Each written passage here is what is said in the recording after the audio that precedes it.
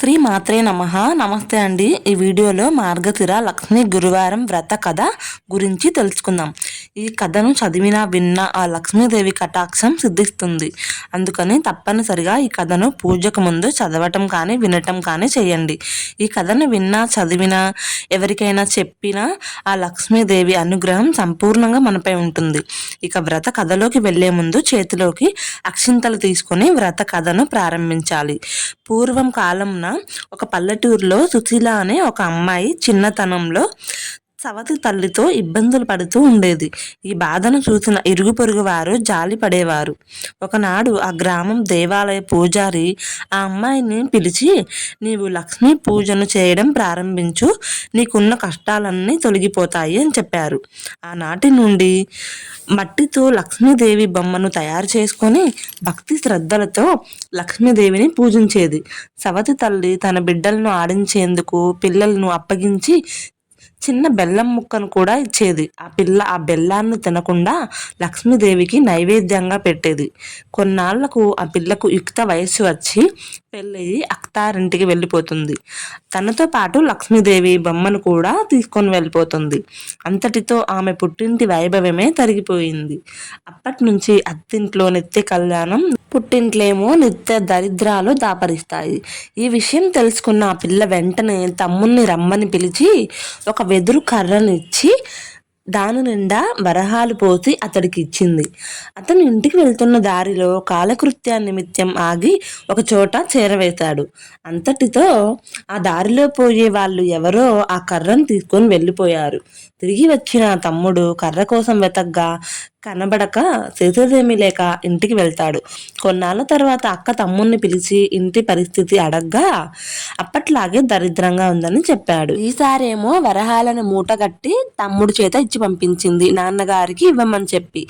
తమ్ముడు దారిలో వెళ్తుండగా మార్గ మధ్యంలో సేద తీరాలని ఒక చోట ఆగాడు. లేచి చూసేసరికి పక్కన మూట కనిపించలేదు. ఇంకా చేసేదేమీ లేక ఇంటికి వెళ్ళాడు. మళ్ళీ ఇంకొకసారి అక్క దగ్గరికి వెళ్ళాడు.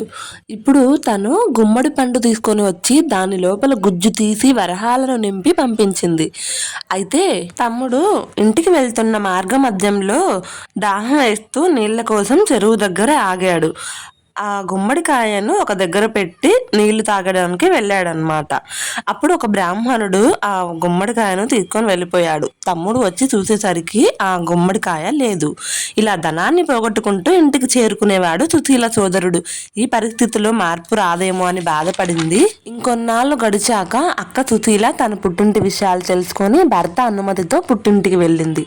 కూతురు సవతి తల్లితో, అమ్మ ఈరోజు లక్ష్మీవారం కాబట్టి ఈరోజు లక్ష్మీ పూజ వ్రతం చేసుకుందామమ్మా, అందుకని నువ్వు ఈరోజు ఏమీ తినకుండా ఉండు అని చెప్తుంది. తల్లి సరేనని చెప్పి తంటి పిల్లలకు అన్నం పెడుతూ తాను కూడా ఒక ముద్ద తింటుంది.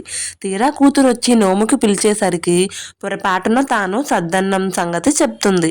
అందుకు కూతురు చేసేదేమీ లేక, పోనీలే వచ్చే వారం చేసుకుందాం, ఆ రోజునైనా సరే జాగ్రత్తగా ఉండు అని చెప్తుంది. ఇంకా రెండో లక్ష్మీవారం రానే వచ్చింది. ఆ రోజు పిల్లలకు తలంటు పోస్తూ ఆ సవతి తల్లి గిన్నె చివరన తలకు నూనె రాసుకుంటుంది. పిల్లలకు పెడుతూ ఆ నూనెని తలకు రాసేసుకుంటుంది. కూతురు వచ్చి నోముకు పిలిచేసరికి తన తప్పు ఒప్పుకొని ఆ విషయాన్ని చెప్తుంది. సరేలే, 3వ వారమైనా నోము నోచుకుందాం, అప్పుడైనా సరే నిశ్చగా ఉండు అని హెచ్చరిస్తుంది. అలాగే అని అన్నదే కానీ ఆ 3వ వారం లక్ష్మీవారం పిల్లల తల దువ్వుతూ తాను కూడా తల దువ్వుకునేస్తుంది. విషయం తెలుసుకున్న కూతురు చాలా బాధపడుతూ, ఇలా అయితే నీ దరిద్రం తీరనే తీరదు, మీ బ్రతుకులు మారవు అని గట్టిగానే చెప్తుంది. అంతేకాదు 4వ లక్ష్మీవారం నాడు ఉదయమే చెల్లిని గోతిలో కూర్చోబెట్టి పైన బల్లను పరిచి ఇంటి పనులు చేసుకుంటుంది. పిల్లలు వచ్చి ఆ గోతి మీద చెక్కల పైన కూర్చొని అరటి పళ్ళు తిని ఆ చెక్కల సందులోని గోతిలోనే వేశారు. అప్పటికి ఆకలితో నగనకలాడుతున్న చెల్లి అమృతపు ముక్కల్లాగా ఆ తొక్కలను తినేస్తుంది. నోముకి పిలవగానే ఈ అరటి పళ్ళ విషయం చెప్తుంది. దాంతో కూతురు చాలా బాధపడింది. తల్లికి ఏమీ అనలేకపోయింది. చెల్లి చేసిన పనికి అసలు పుట్టింటి దరిద్రం పోవాలంటే తను మరొకసారి జన్మించాలని గుర్తించింది. అయినా ధైర్యం వహించి మరోసారి అమ్మను చివరి లక్ష్మీ వారమైన శ్రద్ధగా వహించి వ్రతం నోచుకుంటే బాగుంటుంది, లేకుంటే నేనేం చేయలేను అని చెప్పేసింది. అంతేకాదు ఈ చివరి వారం చెల్లి కొంగును తన కొంగుకు ముడివేసుకొని ఏ అపచారం జరగకుండా చూసుకొని స్నానం చేయించి వ్రతం చేయించింది. అమ్మవారికి కూతురు పూర్ణ కుడుములు నివేదించగానే ఈ మహాలక్ష్మి వాటిని స్వీకరిస్తుంది. కానీ చెల్లి పెట్టినప్పుడు మాత్రం స్వీకరించదు. అది చూసిన కుమార్తె తల్లి నివేదన ఎందుకు నిరాకరించావు అని అడగ్గా లక్ష్మీదేవి ఈ విధంగా పలికింది. చిన్నతనంలో నువ్వు నా బొమ్మతో ఆడుకుంటుండగా నీ సవతి తల్లి వచ్చి నిన్ను చీపురుతో కొట్టింది. ఆడపిల్లలు సిరికి ప్రతిరూపాలు, అందుచేతనే ఆవిడ గారి నైవేద్యం తీసుకోవడం నాకు ఇష్టం లేదు అని చెప్తుంది.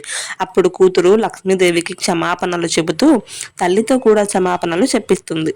అప్పుడు లక్ష్మీదేవి ప్రసన్నురాలయ్యి నైవేద్యాన్ని స్వీకరిస్తుంది. ఇంతటితో వ్రత కథ ముగిస్తుందండి. వ్రత కథ పూర్తయిన తర్వాత చేతిలోని అక్షింతలు అమ్మవారి పాదాల దగ్గర వేసి మీ శిరస్సు పైన, ఇంట్లో వారి శిరస్సు పైన వేసుకోవాలి. లక్ష్మీదేవి అమ్మవారిని పూజించి వ్రత కథను చదువుకొని అక్షింతలు వేసుకోవాలి. ఈ విధంగా లక్ష్మీ అమ్మవారిని పూజ చేయడం వలన, అమ్మవారు నైవేద్యాలు స్వీకరించడం వలన పుట్టింటి వారు మరల పూర్వ వైభవం సంతరించుకుంటారు. అలాగే మనకున్న అష్టదరిద్రాలు అన్నీ తొలగిపోవాలి అంటే తప్పనిసరిగా ఈ మార్గశిర మాసంలో లక్ష్మీ వారం పూజ చేసుకోవాలి. ఈ కథ మీకు నచ్చింది అంటే, అర్థమైంది అంటే ప్లీజ్ మన ఛానల్ని సబ్స్క్రైబ్ చేసుకొని లైక్ చేసి షేర్ చేయండి. ధన్యవాదాలు.